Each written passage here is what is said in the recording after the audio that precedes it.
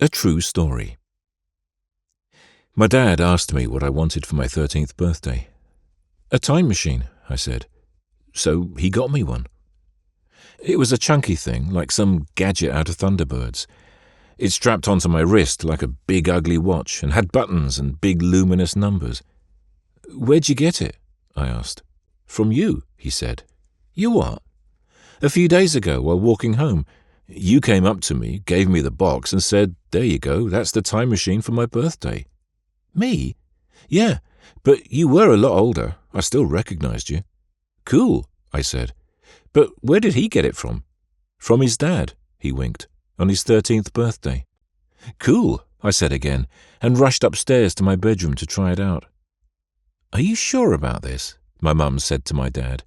"He'll be fine," I heard my dad say as I closed the door to my room. A few moments later, I opened the door and shouted down, "Dad, when were the dinosaurs wiped out?" "I dunno, ask your mum." "Mum, when were the dinosaurs wiped out?" 65 million years ago," she shouted up. "Thanks, Mum." I closed the door again. I punched in 65 million, carefully counting the zeros as I did. Then I hit the big green minus button. That's when the world started to come apart. It was like every solid thing in my bedroom started evaporating like multicolored liquids floating off into the air, all swirling and stuff. It was cool, really weird. This is fun, I thought. Eventually, the little droplets of reality began to coalesce like a big 3D painting forming around me. I was standing by the edge of a forest. It was sunny and warm, and a gentle breeze was blowing. It was quiet, weirdly quiet. I looked up at the sky, expecting to see a huge burning rock flying through it, leaving a trail of heavy grey smoke like it did on a BBC programme I'd seen the night before, but nothing, just quiet blue sky. Bloody BBC, I thought, making stuff up. I hit the return button, and the painting dissolved again into soft-coloured blobs.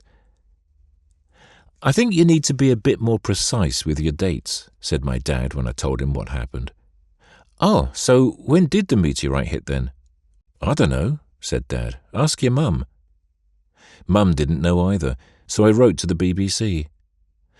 "Dear Mr. Attenborough, can you tell me which day the meteorite that wiped out the dinosaurs hit the Earth? And can you also let me know what time it happened? That would really help. Thank you." I posted the letter. I knew it was going to take a week or so before I heard back from Mr. Attenborough, so in the meantime I amused myself by checking out World War II and England winning the World Cup in 1966. Oh, and King Harold getting it in the eye in 1066, because I just studied that in history class and I didn't believe it. But it turned out to be true, and gross. Anyway, a few days later, it was a hot Wednesday morning in the summer holidays. I was in my room, trying to decide whether to go to the execution of Anne Boleyn or the destruction of Pompeii, when the front doorbell rang. My mum shouted up the stairs, "Someone from the BBC to see you." I went down to find Mum handing a cup of tea to Mr. Attenborough. "Oh, tea, thank you," he said. "I'll leave you boys to it," said my mum as she went out.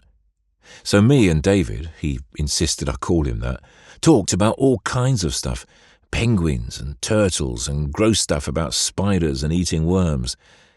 There was a little pause, and David looked at me with a cheeky kind of smile.